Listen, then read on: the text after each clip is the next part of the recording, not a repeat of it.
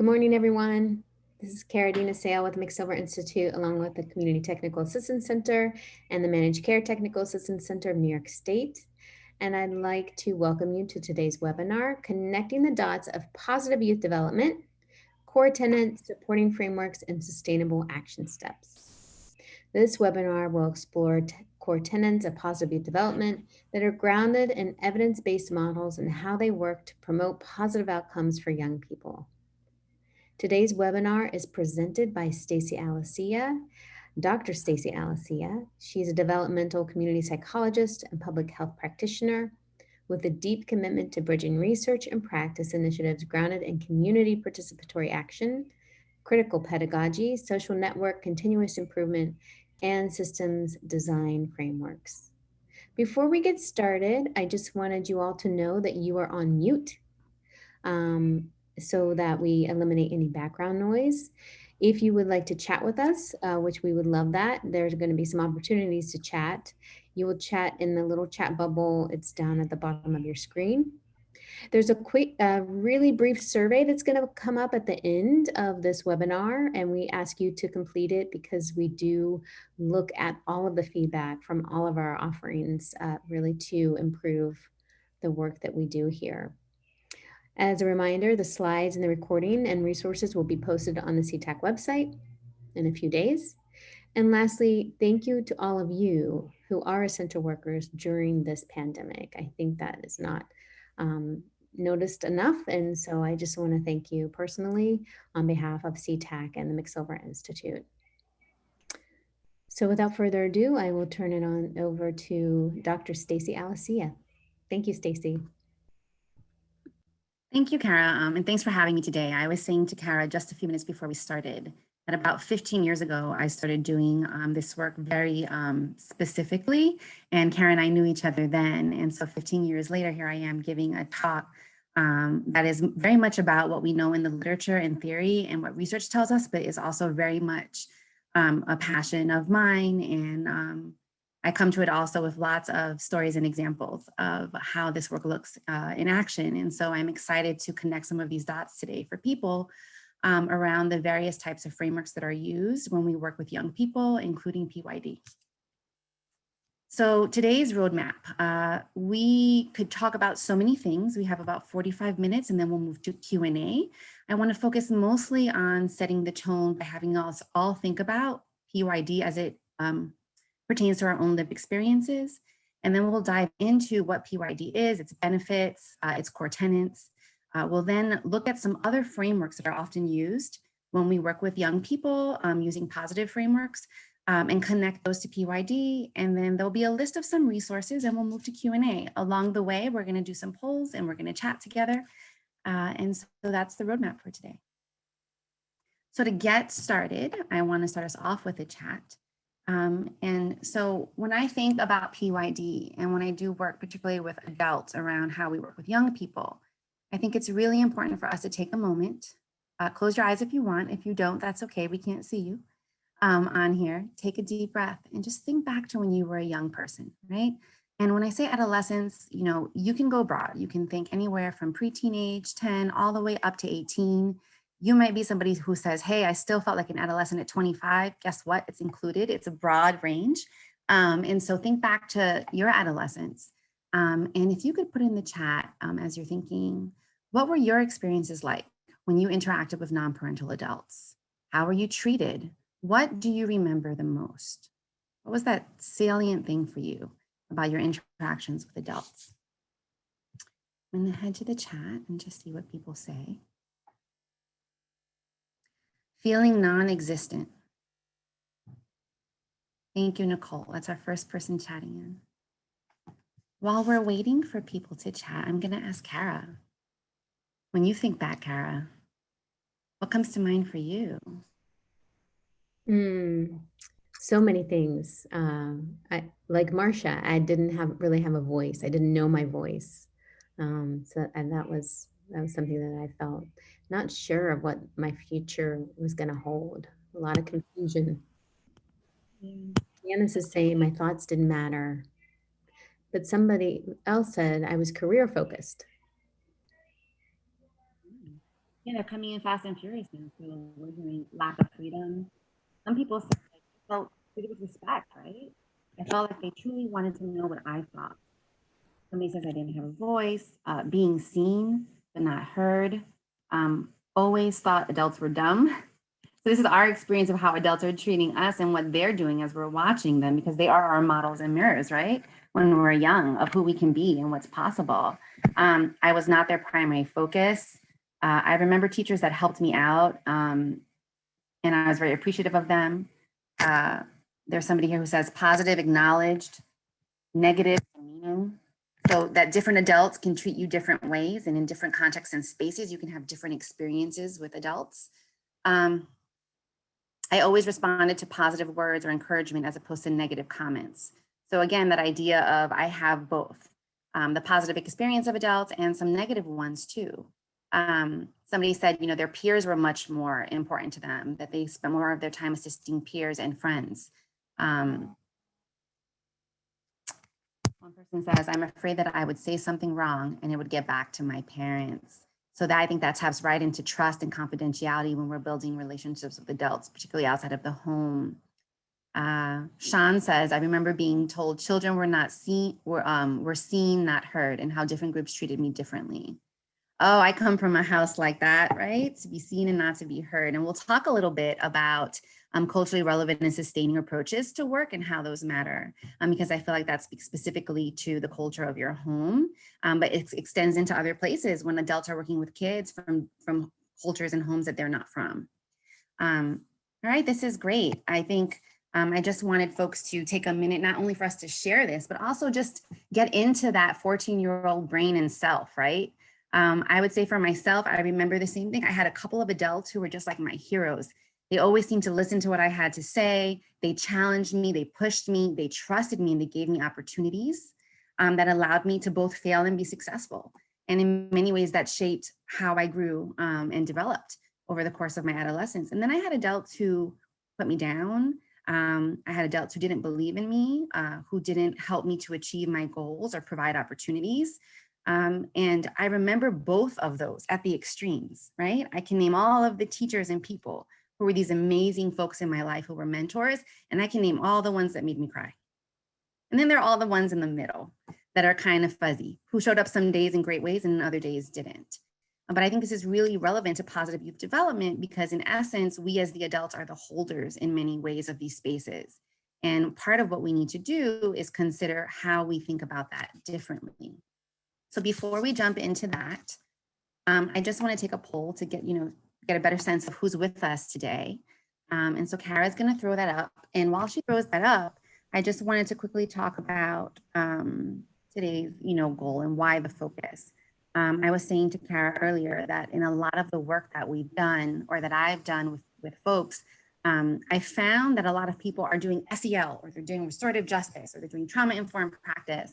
Some are focused on PYD, oftentimes not really aware of the other frameworks and tools that you can use, and yet they're highly overlapping. And often now when I come to work, I think about what is the need and what is the best way to approach it? And sometimes it's like, yes, let's just do RJ all day, right? And sometimes it's like, well, actually, we need a trauma-informed piece to this. Let's assess the SEL competencies of the grown-ups if we think that's an important piece for kids to have. And so just wanting to give folks an opportunity to really sit with these different frameworks and think of them and how they can be pulled together in their work. Kara, any sense on how much longer for the poll? I think it just closed. Awesome, great. So it's about a third of folks who've used PYD in their work. 50% unsure, that's great. So we're gonna define that for you and then hopefully you'll be able to answer that question. Again, similarly in number 2, 60% of folks not sure what their comfort level is. Okay, this is useful. Can I close this poll? Oh, I was able to close it myself. Awesome. Okay, so let's jump right in then. Okay, so we're gonna hit the chat one more time. And I wanna get a sense of what words come to mind when you think about positive youth development. What does it mean to you? And suspend if you're not sure what it is. If you haven't done it, it doesn't matter. When you hear the term positive youth development, what comes up? Empowerment. Thank you, Miguel. creating a safe space, focusing on strengths. You guys are doing the work for me. Being positive, respecting and treating young people as equals, safety and security, affirming, positive reinforcement, support, encouragement, guidance, exploration. Seems like the golden rule, treat others as you would like to be treated. Ah, this is like the platinum rule, treat others how they would like to be treated. That's a new one that I learned. I want to give credit to a woman named Evelyn Alvarez, who's an amazing positive youth development worker. And she always talks about the platinum rule. Creating guidance and support, assisting and support, providing resources for youth to be successful in the future, acknowledging feelings, being seen, making you feel connected and supported. You guys are hitting all of the types of words I'm going to talk a lot about, so this is great. Understanding and guidance toward each other to grow together, gratitude and resilience, raising the bar, strength-based focus. Awesome. Okay, I'm going to close the chat. So if I don't give you a shout out, please forgive me.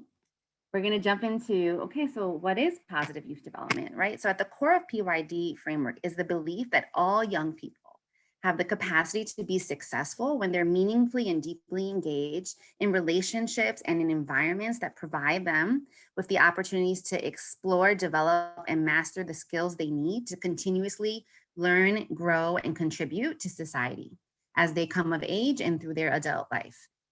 It's particularly developmentally appropriate for adolescents. I think right now, and for some years, we've heard a lot about let's start early, right? Let's get them from birth to 3, pre-K, all of these early interventions, because this is a time when the brain is developing and when so much is happening. And that is all true. But in fact, there are 2 periods in the lifespan where the brain is in active development.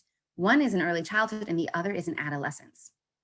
And so this is a really unique and opportune time because in adolescence, what helps to shape the brain is very much both interactions and relationships with others and the environments that young people are in.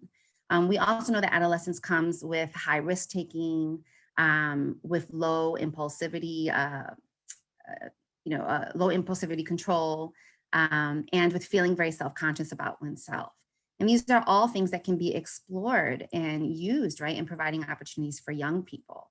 And so a lot of those words we heard earlier, essentially positive youth development is pro-social, it's asset-based, right? We want to notice the strengths and start working with young people from where they're strongest. It's youth-centered, right? We want to think about what their needs are, what their desires are, what they want to do. It is about resilience, right? It's about not just have you experienced a trauma or a harm, but how do we grow the muscle of coming out better and stronger, right? No matter what the challenge is, because oftentimes with high risk taking and low impulsivity control, we are failing and falling. And so how do we get back up and learn? And it has strong elements that support and align with equity frameworks, particularly when we're thinking about how we enter a relationship with a young person as an equal. So when I look across, and this is a little disclaimer, I use a lot of visual diagrams because I think they best represent mental models in the work as opposed to 10 slides with lots of text. Just getting a good visual of what sums up a particular type of framework. And this is one I created, but I've used other ones throughout the deck that are from other websites and places, whether they're government or intermediate organizations or foundations or research spaces that I think best pull together what the most up-to-date research and knowing is around the work. And so I'm going to talk through some of those. So this is one for PYD. There wasn't a great visual that I could find, but essentially, if you look at the smaller bubble, the 3 core tenets that we're going to talk about that are related to PYD are relationships and connectedness, opportunities and experiences, and skill development and mastery. What I would add in front of each of those is authentic, real and meaningful relationships and connectedness. What do those look like, right? Relationships that are deep and meaningful and true are going to help young people feel a sense of belonging in their community. They should be embodied by trust and openness and a willingness to take risk, right? And I don't mean about that high risk behavior, a risk to raise your hand, a risk to get involved in an activity as a leader when you've never thought of yourself as a leader, to answer a question, to sometimes seem like you know what you're doing in front of a group of peers that doesn't think that's cool. Um, so relationships and connectedness are core to PYD, in the sense that it's only through relationship, to ourselves, to others, and in our community that we are able to actually engage in opportunities. And so that ties to the opportunities and experiences. And opportunities and experiences can run the gamut, right? It could be opportunities to lead a group. It could be job training. It could be, we're going to do a community project in our community and paint a mural. It could be youth advisory boards. In fact, my very early work that I mentioned with Kara before was thinking about an alternative mental health program that used PYD frameworks. And to do that, we said, okay, we know the things that we think these kids need to work on, but why don't we create a youth board and ask them what they want to work on? And then let's negotiate a contract where they get to work on like 70% of what they want, and we get to sprinkle in 30 and connect the dots and let them hold that and own it, right? So there are lots of different ways, volunteering, mentoring, that you can really think about how to give young people opportunities to engage, to learn, and to contribute in meaningful ways. And it's through those opportunities and through those relationships that they're able to finally, the last piece, develop skills and mastery, right? So skill development and mastery is all about the opportunities to practice how to do something and become really good at it so that you feel that you have a sense of efficacy around it. This idea that like, I know I'm good at these things. I know I've mastered these things. These are where my strengths are, and these are places where I can lead. And leadership doesn't always mean standing up at the front of the room. Leadership can mean lots of different things depending on what a particular young person's proclivity is, around how they want to engage. And so these are the three main tenets of PYD. The larger bubble really focuses on all of the things that need to be happening in order for these three things to come together in dynamic ways, and in ways that really have fidelity to what I've just described them as. And so one of those is supportive and intentional environments, right? So this has to be a space where, again, I feel like I belong, a space where it's not designed for me by somebody else, but where I'm able to co-design it and contribute to it in a meaningful way. And that requires a lot of intention. It isn't simply, and I say this from a place of being both an academic and a practitioner, it isn't simply that I've read tons of articles and I know all the best theories, and I'm gonna outline my program based on that. It isn't from a place of sitting in a room and just asking young people what they want. It's about bringing those things together. It could possibly even be about exposing those young people to those frameworks, those theories, and asking them what they think about it. And what I would say in my experience is young people may not be saying things in the way that we think sounds super smart or interesting. They may not be using the academic words that we use, but there has never been a conversation I've been in about larger societal issues or frameworks where I have not had my mind blown by how perceptive young people are, particularly around this time in their life, about what's happening. And they're taking all of these things in and they're trying to make meaning of it. And so this is another great way, while you're thinking about designing environments, to actually be tapping into opportunities to develop skill and mastery, and to be building trust and connectedness with young people because they're feeling heard. It's not simply, I listened to what you had to say, which we often coin youth voice, and then I did the plan I was planning to do from the beginning. It's, I came in potentially with a plan, but I was transparent about that. And then I incorporated your ideas with my ideas, and we came to some sort of joint decision where now we are co-owners and we own it, and we are going to do this together.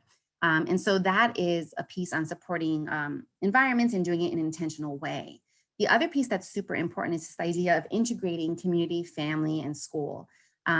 Under school and community, I would also consider peers a part of that. I don't want to leave relationships between young people out of that, but this idea that they should all flow together. If you're doing great PYD work, then likely you know who the family is of the young person you're working with.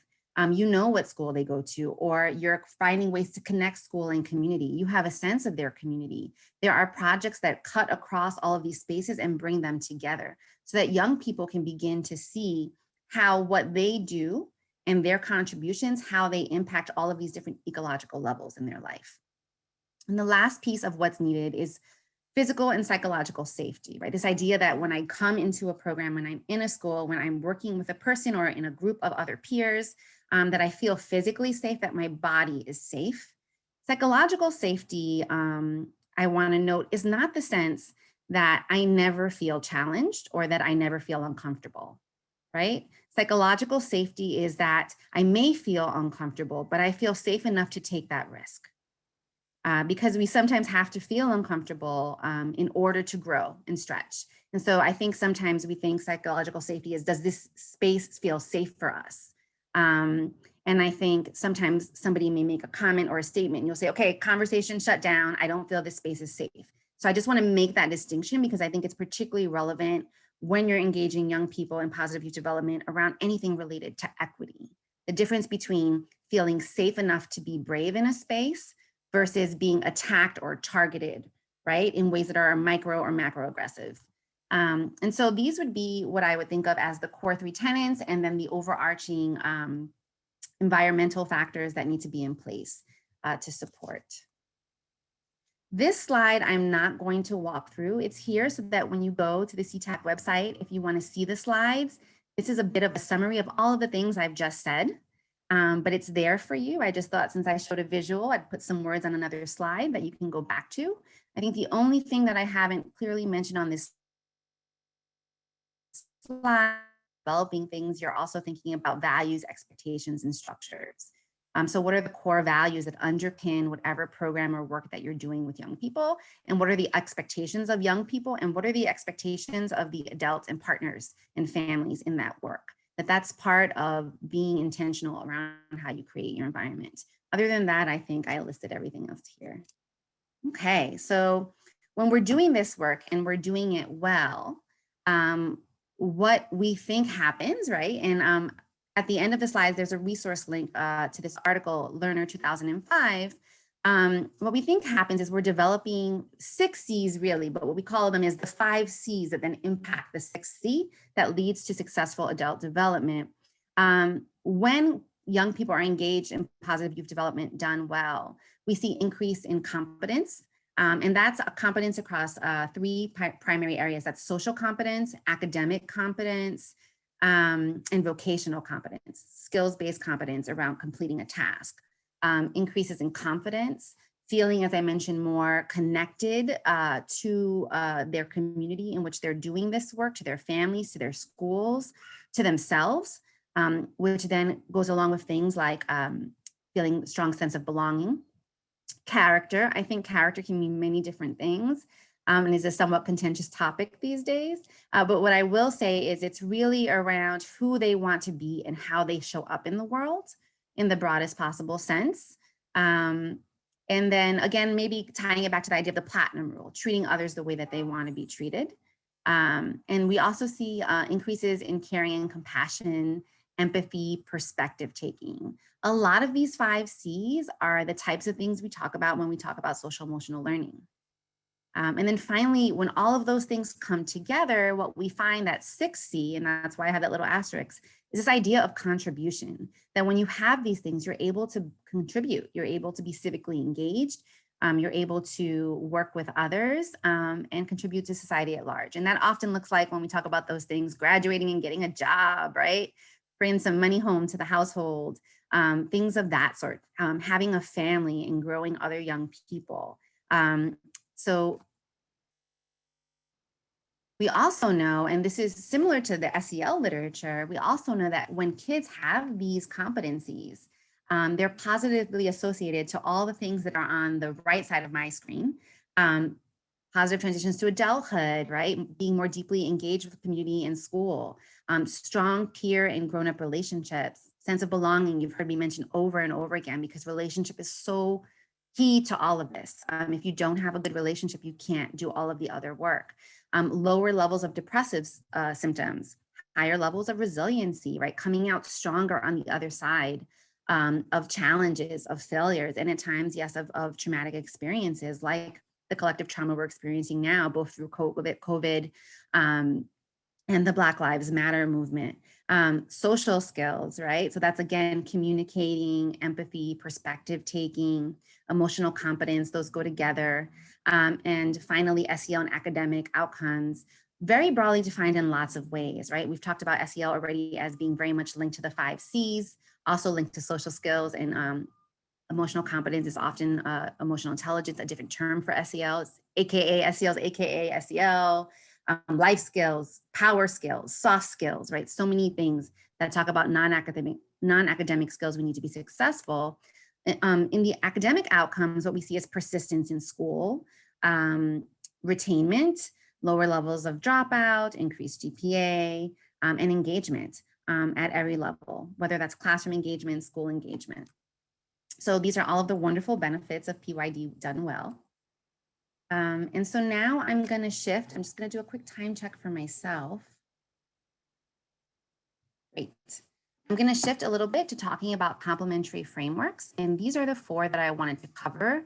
I think for the most part so far, I have given a nod to each of these already. So one is social emotional learning. The other is restorative justice. And there's trauma-informed practices. And then finally, culturally responsive and sustaining education and pedagogy. So we're going to take a break from me talking so I can have some water and throw a poll up for you. And please select as many as you are familiar with.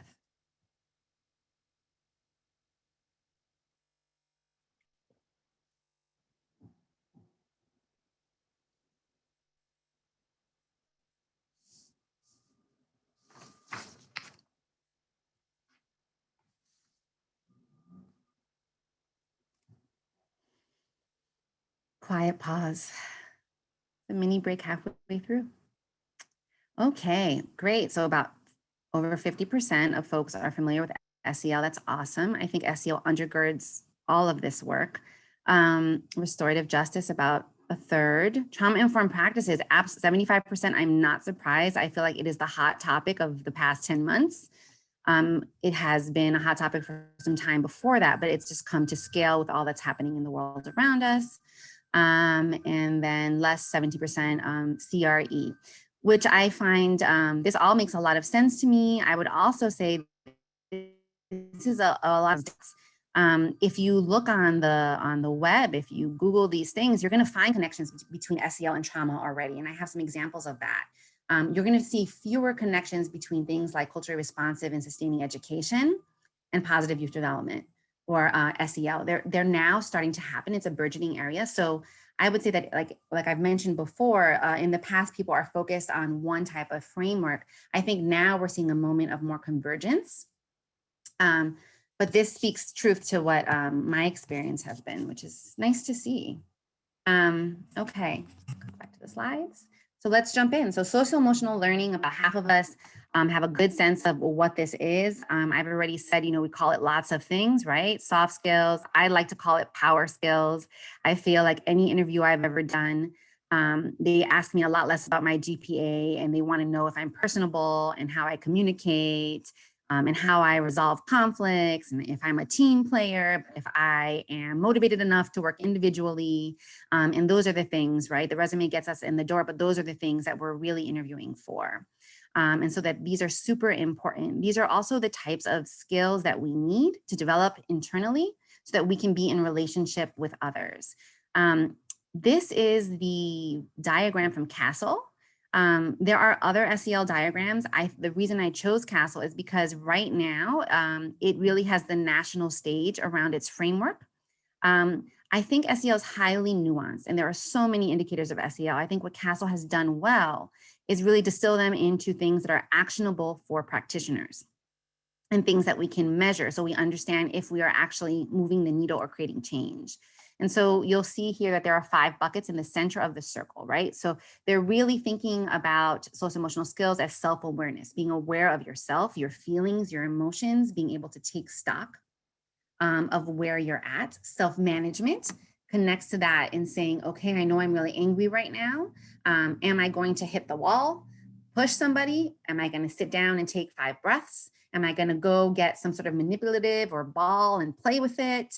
Am I going to meditate and do calming practices? Am I going to dance? Because that's how I get my energy out. And so first, understanding where you are allows you to think about how you should be responding.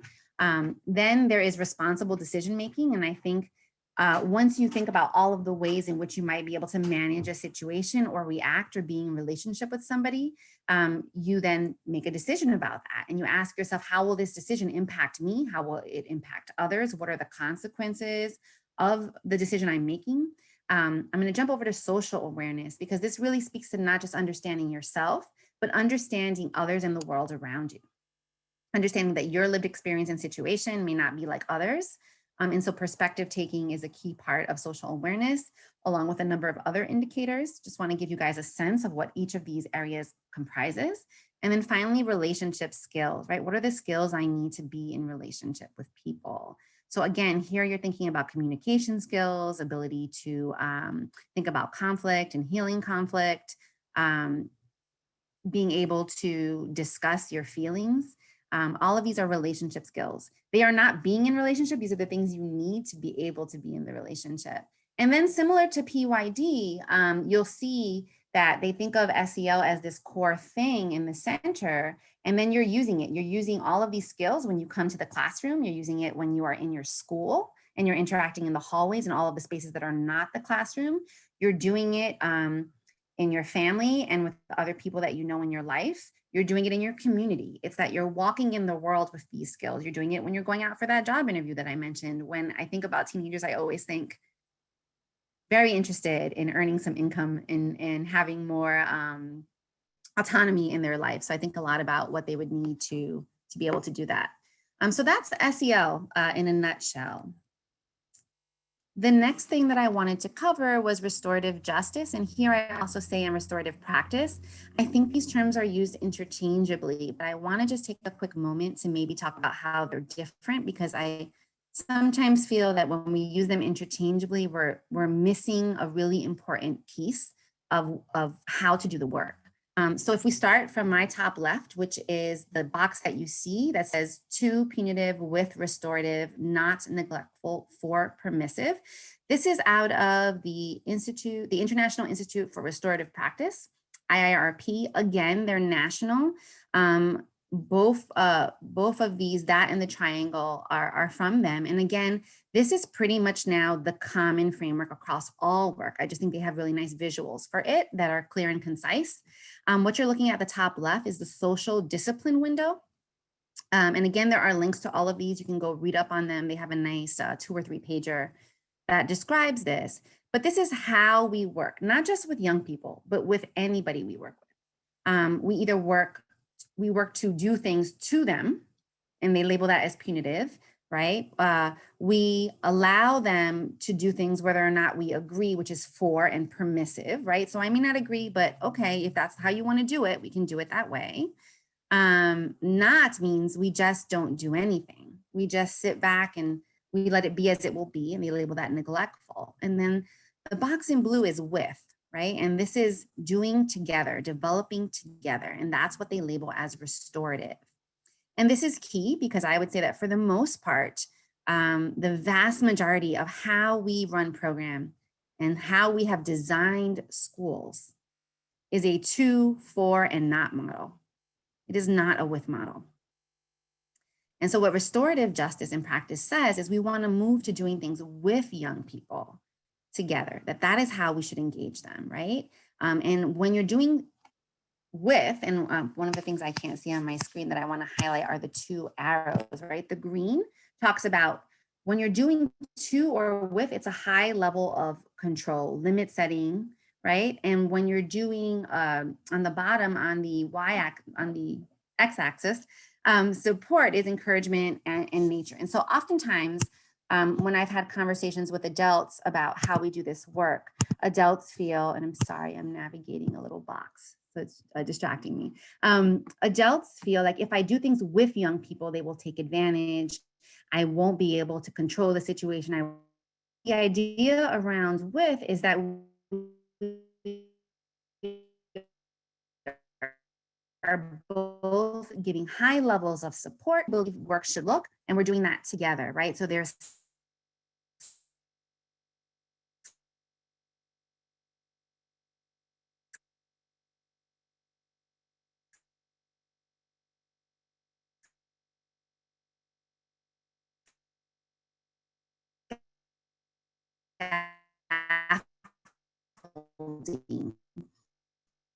that's involved in that. It does not mean that it's similar to multi-tiered systems of support. The bottom tier is universal, in which 100% of young people in your program or your school would engage in community building circles, opportunities to, this is where you deepen relationship. 15% of your students may be engaged in restorative processes. These things look like mediation, or when things don't work out or there's been harm caused, opportunities to have restorative chats and engage with young people around addressing the harm. First naming the harm, addressing the harm, and coming up with a plan for how to restore the relationship. And in the world of restorative practice, what they would say is about 15% of your community often needs to engage at this level. And then finally, the third level, which is similar to targeted support. So 2 would be more selective supports if you're familiar with multi-tiered systems of support.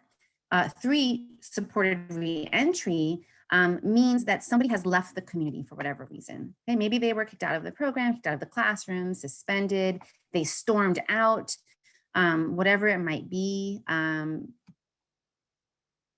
And this is the space where you create a plan for having them re-enter the community. So again, you're doing all of the things around restorative processes there, but you're also creating a plan tailored to them for re-entry that supports them in their re-entry while holding them accountable to the commitments they're making to being a part of the community and embodying the core values and tenets of that community.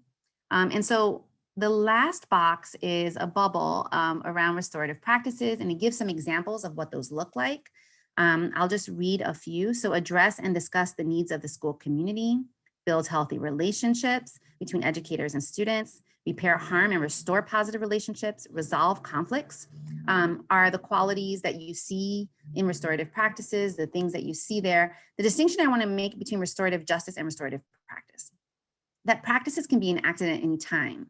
But when you're engaging in restorative justice, you're not just thinking about the practices that you're doing day to day, you're thinking about the systems and structures that support those practices.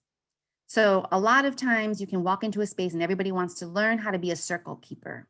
But unless there is a commitment to looking at the entire environment, how it's structured to support young people and adults in living out restorative practice, then all you're doing is restorative practices if you're doing a circle. And so if somebody comes to that circle and does not want to sit in a circle and be an equal with a young person in conversation, because when you come together in circle, you come together as equals who all have something to offer, right? In your shared humanity, and you build community together.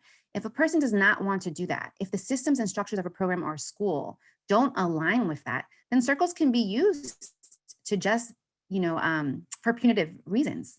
You can sit down and have a circle and make somebody feel really bad about what they did if you don't have the right systems and structures in place and the right mindset in place. So what you want to do is really think about restorative justice as the whole and restorative practices as the day-to-day of the work, and how does the system support you being able to do restorative practices in a sustainable way. Okay, so now I'm going to jump to trauma-informed practices, and I added the word resilience here.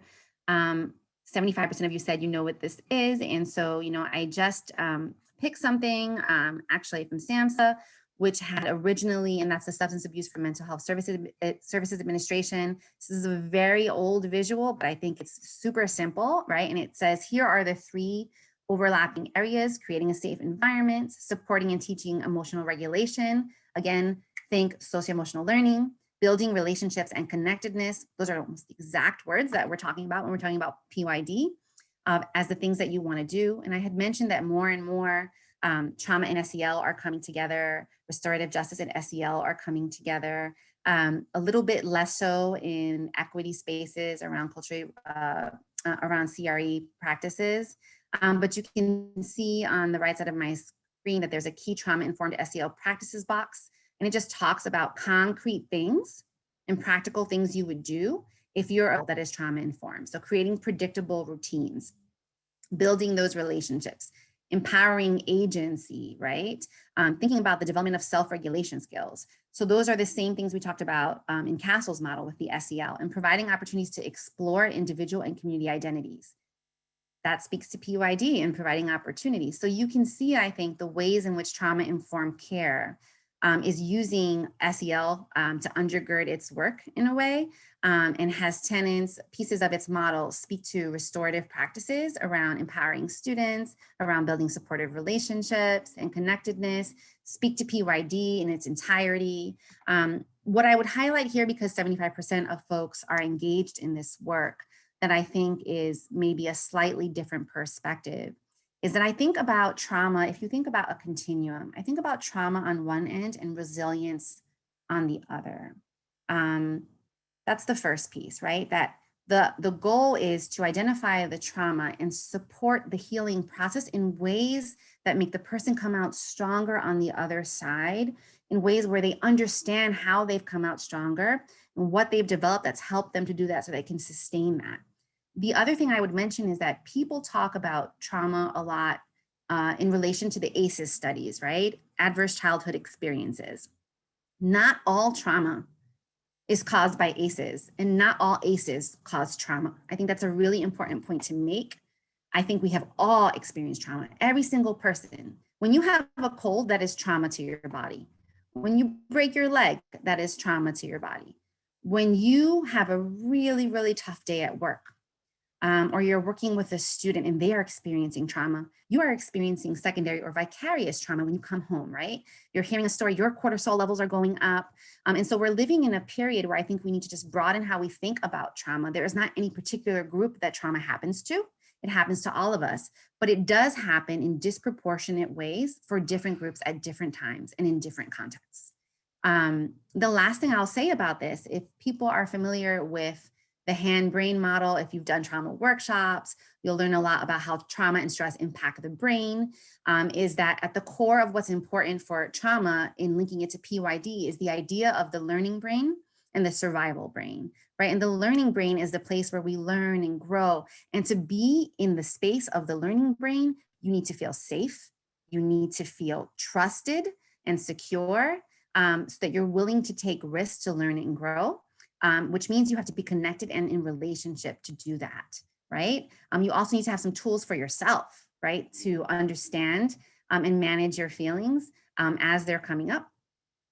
The next piece of that is just that the survival brain, right, is really when you're stressed, that you can't, your feeling and your thinking brain, it's all jumbled together and you're not able to engage, to be in relationship in the way that you need to be, to engage in opportunities in the way that you have to be. You're absolutely not able to learn, which means that from a PYD perspective, you cannot be practicing and building mastery. So these are the ways in which trauma-informed practices and resilience are really key to thinking about positive youth development. I think there's very much the why around how we keep young people in their learning brain.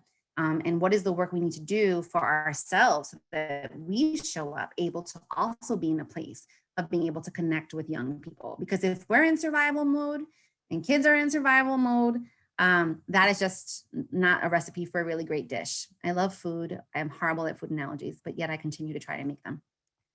Okay, so final one, and I think we're right on track for time, is culturally responsive education.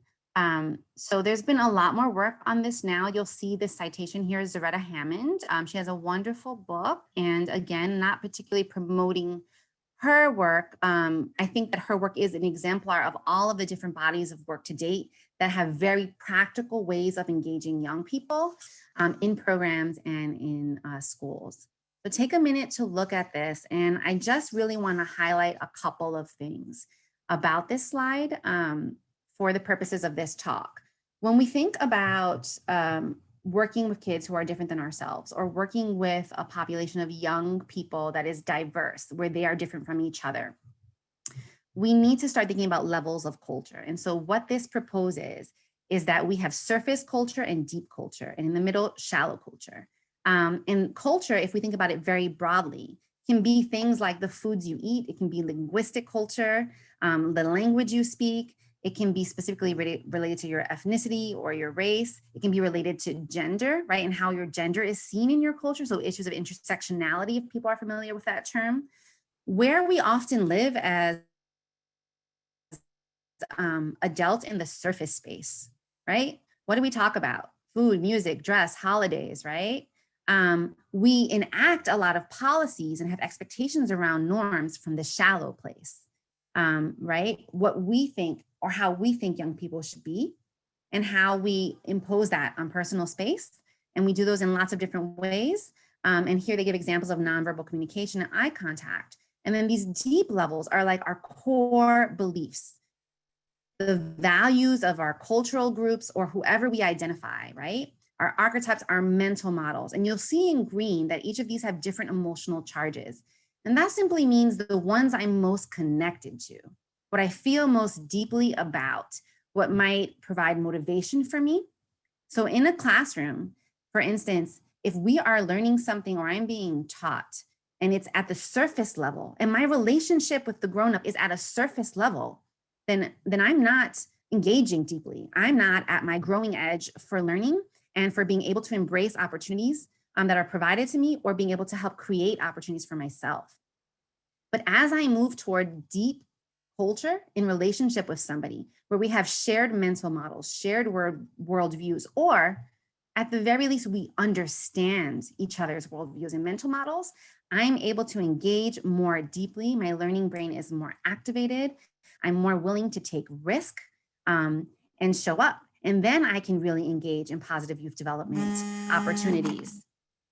And so I think, this is a great roadmap and model for thinking about the ways in which we try to deepen relationships with kids, where we start, where we live now. Think about where you live now and how you can get to that deep place, but it also helps us think about the types of opportunities we might want to shape with young people, provide for young people, allow young people to create for themselves. If all of our opportunities are making food together, celebrating a holiday by thinking about the dress or the music, versus going deeper into core beliefs from that holiday and worldviews, we're having missed opportunities. And so using CRE as an approach, I think allows us to reach every young person at their core with respect to who they are and where they come from and where they want to go.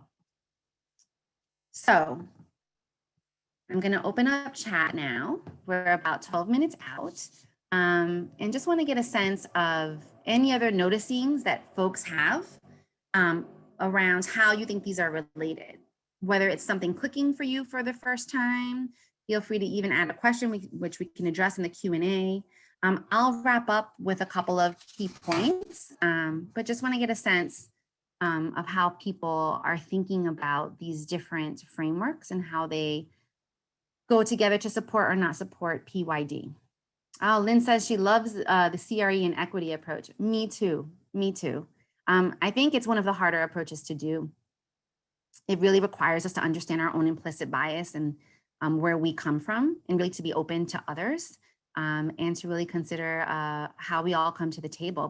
But when we commit to that, even the pitfalls are wonderful, because they give us any pitfall, any conflict is just an opportunity to grow and deepen relationship. And it's exactly the type of things that adolescents need to be doing.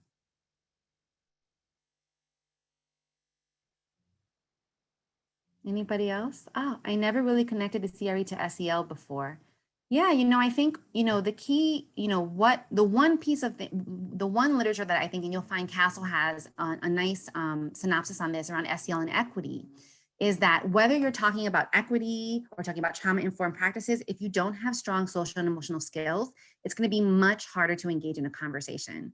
If you're in a conversation with somebody that's different from you, or you're trying to teach something with somebody that's different from you, and you are not able to hear their point of view or perspective take, which is an SEL skill. If, for instance, they say something that you feel personally attacked by, or you begin to feel vulnerable, if you're not able to sit in that feeling, know that it's happening, and figure out what you're going to do about it in the moment, then you're less able to really engage deeply and meaningfully in CRE, as well as in trauma-informed, because these are hard, sometimes hard, you hear terms like hard, difficult, uncomfortable. Yes, and they're also necessary for our development across the lifespan for grownups. These approaches help everybody, not just young people. But when we embrace them, I think it's just value add all the way around. Anybody else? As I wait for anybody else who wants to speak, I just wanted to mention a couple of things. For folks who are familiar with multi-tier systems of support, Almost every single one of these models has some sort of tiered, right? In CRE, we see that deep is kind of aligns with universal in some ways. We see that in trauma-informed practice as well, right? We have universal supports, selective supports, and targeted supports. You see that restorative justice in practice also has those supports. I'm going to chat in Margie Castle is the name of the organization.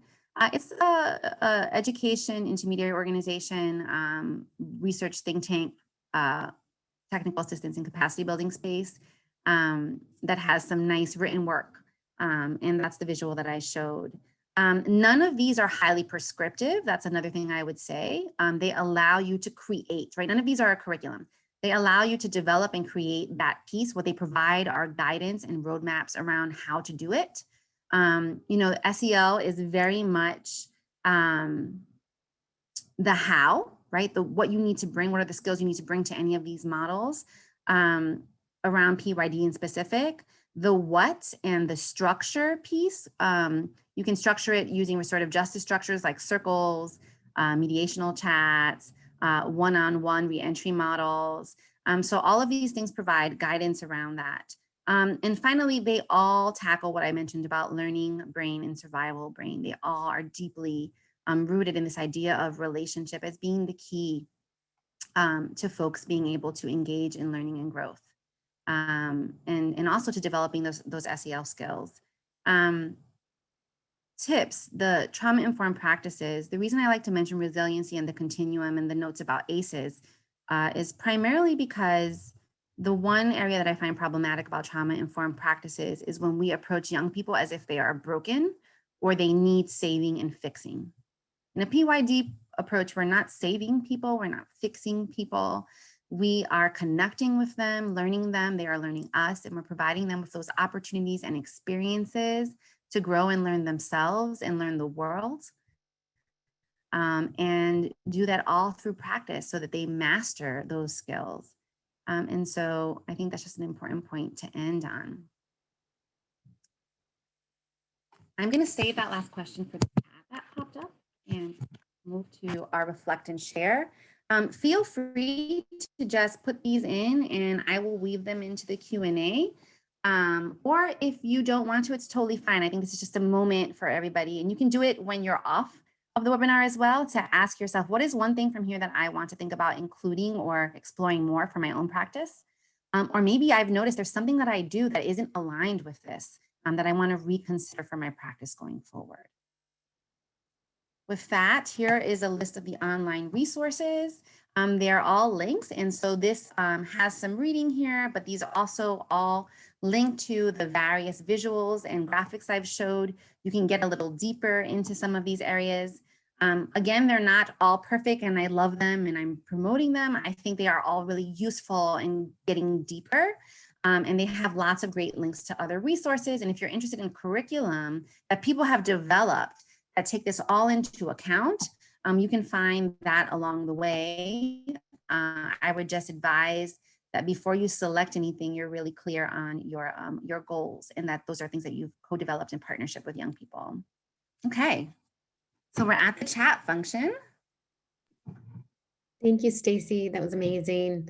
I think it's really helpful to take a deeper dive into these various frameworks and have them connected to positive youth development. So thank you, because I think, unfortunately, many of us do operate in silos, right? And so we have to be trauma informed about the work we're doing, or we want to use the lens of restorative justice, but you're helping us to connect them to each other. And I think that's really valuable. So thank you.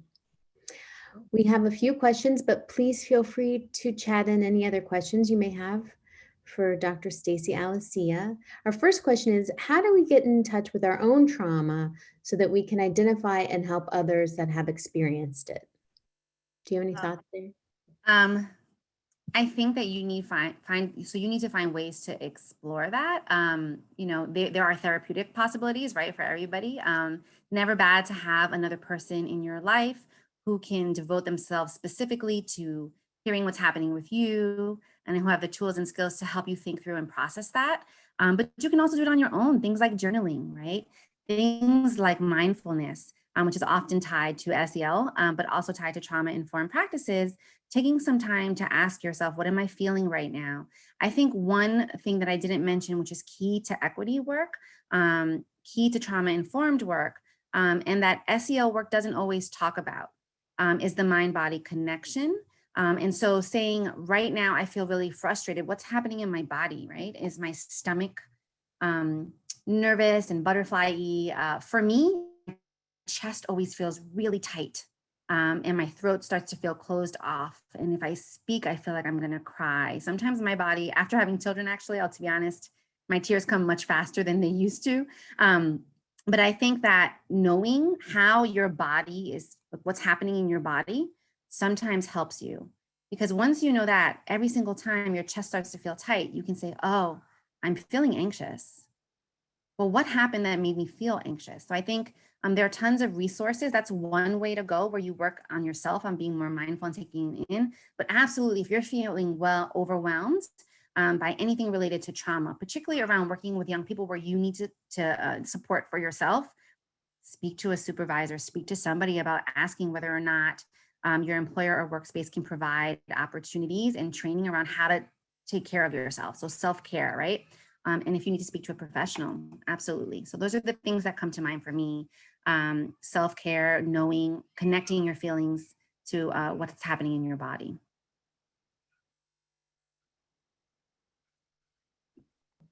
Wonderful.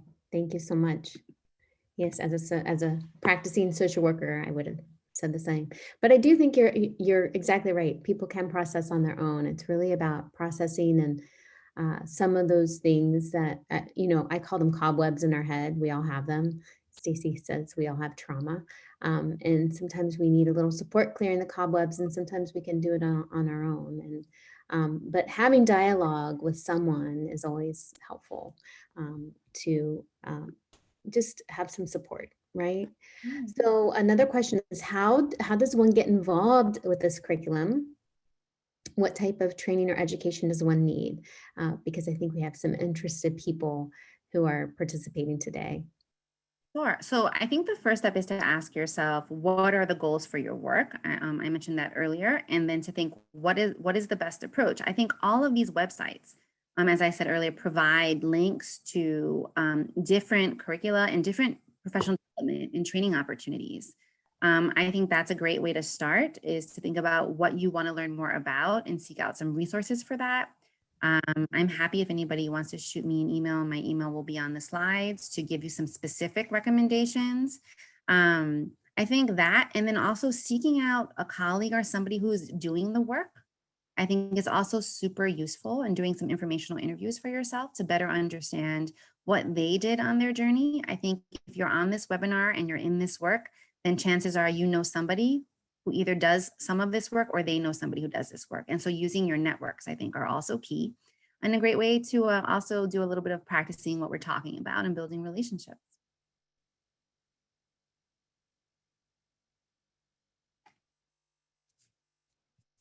Kara, we're at 1 minute, so I'm just going to throw this up. Did you?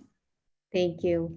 Yeah, I don't think we have any more questions. We had a few comments. People really appreciated everything that you had to say, and that it was well titled, that you really did connect the dots for everyone. So thank you so much. Yes. I just shared this with you all. These are our upcoming CTAC events. We have Bias, Equity, and Childhood Development by Dr. Walter Gilliam, which is this week, part 1 on Wednesday, tomorrow, and then part 2 is next Wednesday. We have an offering on structural racism and mental health on Monday, December 7th.